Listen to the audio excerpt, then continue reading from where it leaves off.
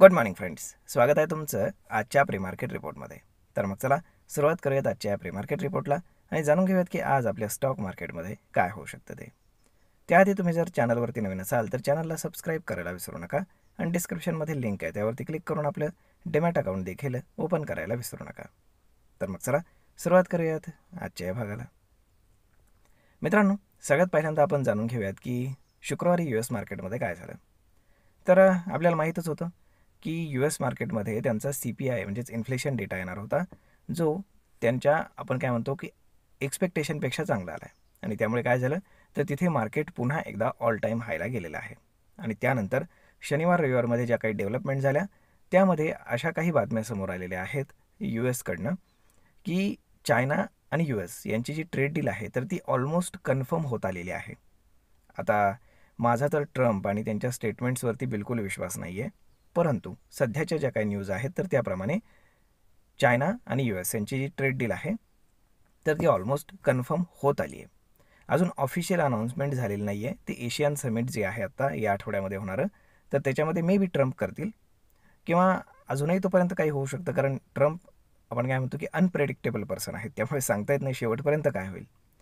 परंतु त्यामुळे काय झालं की USचे जे फ्युचर्स आहेत तर ते अजून जास्त ग्रीनमध्ये ट्रेड करत आहेत आज सकाळपासून. आणि त्यामुळे आपण जर पूर्ण जगाचा मूड माहोल जर पाहिला तर मोस्टली पॉझिटिव्ह आहे. युरोपियन मार्केट्स हायर आहेत, त्यानंतर चायनीज मार्केट हायर आहे. जापनीज मार्केट जर पाहिलं तर पहिल्यांदाच त्यांनी 50,000चा जो काही मार्क आहे तो क्रॉस केलेला आहे. त्यामुळे तिथेही मार्केट फार चांगलं आहे.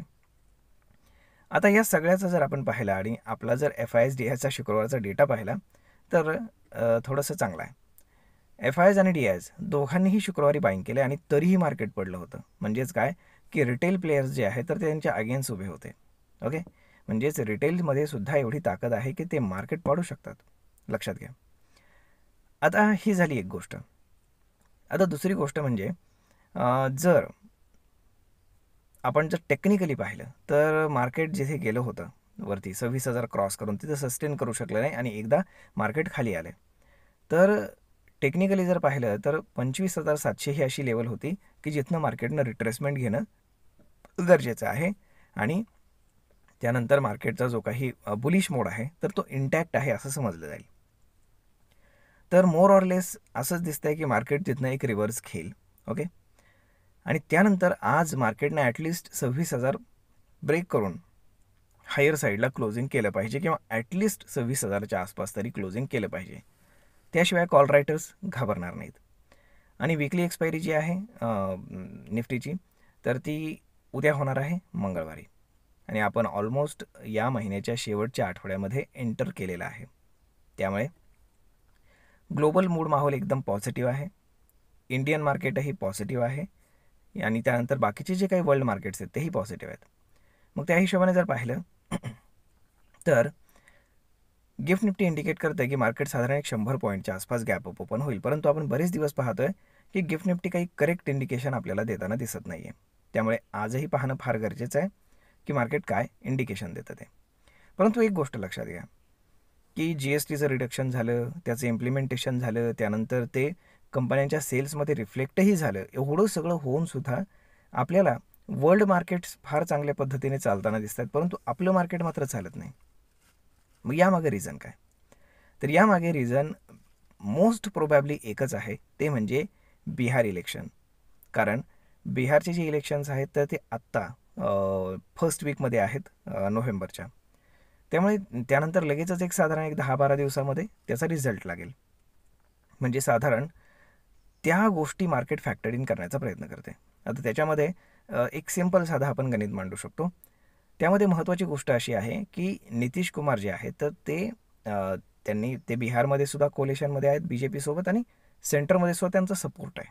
ओके, म्हणजेच काय की असं कुठलंही इक्वेशन बिहारमध्ये तयार होता कामा नये की जिथे नितीश कुमार हे BJPला सोडून दुसऱ्या कोणासोबत तरी गव्हर्नमेंट बनवण्याचा प्रयत्न करतील किंवा तशा बातम्या येतील.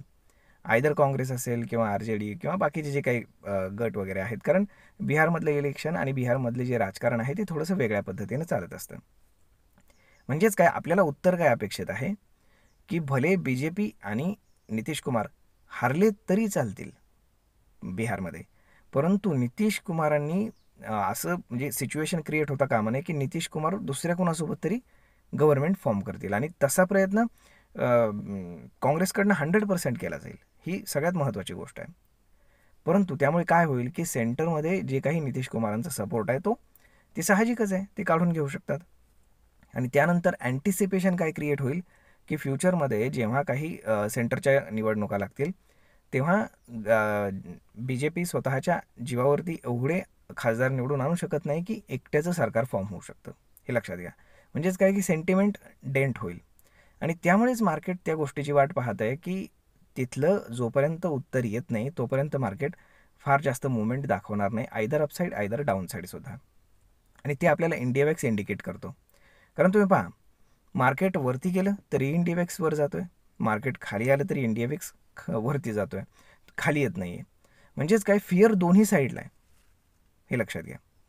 त्यामुळे पाहूयात की नक्की काय घडतं ते. परंतु जेव्हा बिहार इलेक्शनचे रिझल्ट असतील तर तेव्हा तुम्ही कुठलीही पोझिशन कॅरी आउट करू नका. मार्केट कुठल्याही साईडला व्हायलंट मुवमेंट देऊ शकतं, लक्षात ठेवा. Either upside either down side, ज्या पद्धतीने निकाल लागेल त्या पद्धतीने. परंतु ट्रॅप होण्याची फार मोठी पॉसिबिलिटी आहे, त्यामुळे थोडंसं काळजीपूर्वकच यामध्ये ट्रेड करा.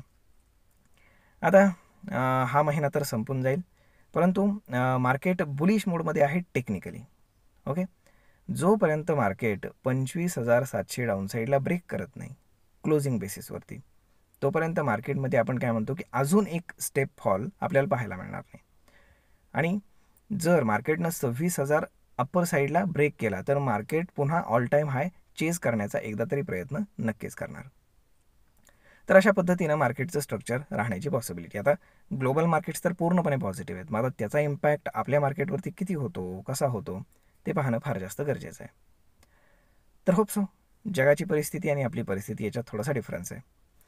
आता जर तुम्ही पाहिलं तर स्टॉक इन फोकसमध्ये रिलायन्स राहणार आहे, कारण जशी जशी इंडिया आणि USची ट्रेड डील जवळजवळ येत जाईल तसं तसं रिलायन्सनं जे काही ऑइल घेणं बंद करायचं काम चालू आहे रशियाकडनं, तर त्याचा डिस्काउंट कमी कमी होत जाईल आणि त्यांना दुसरीकडनं महाग ऑइल खरेदी करावं लागेल, जे त्यांच्या अगेन प्रॉफिट मार्जिनवरती प्रेशर करेल. मग या सगळ्या गोष्टी पाहिल्या तर रिलायन्स आणि ऑइल मार्केटिंग कंपनी ज्या आहेत तर त्यामध्ये आपल्याला डेंट पाहायला मिळू शकतो, आणि जो अगेन इंडेक्सचा हेवीवेट भाग आहे, त्यामुळे आपल्याला इंडेक्समध्ये सुद्धा इंडेक्स मॅनेज होताना पाहायला मिळेल. तर होप सो सगळं काही व्यवस्थित व्हावं अशीच अपेक्षा आहे. तर मग मित्रांनो, भेटूयात पुढच्या एका नवीन व्हिडिओमध्ये. तोपर्यंत तुम्हाला आजचा हा व्हिडिओ, ही माहिती कशी वाटली हे तुम्ही आम्हाला कमेंट करून नक्कीच सांगा. आणि जर आवडली असेल तर आपल्या जवळच्या मित्रमंडळींसोबत देखील हा व्हिडिओ तुम्ही शेअर करायला विसरू नका. धन्यवाद.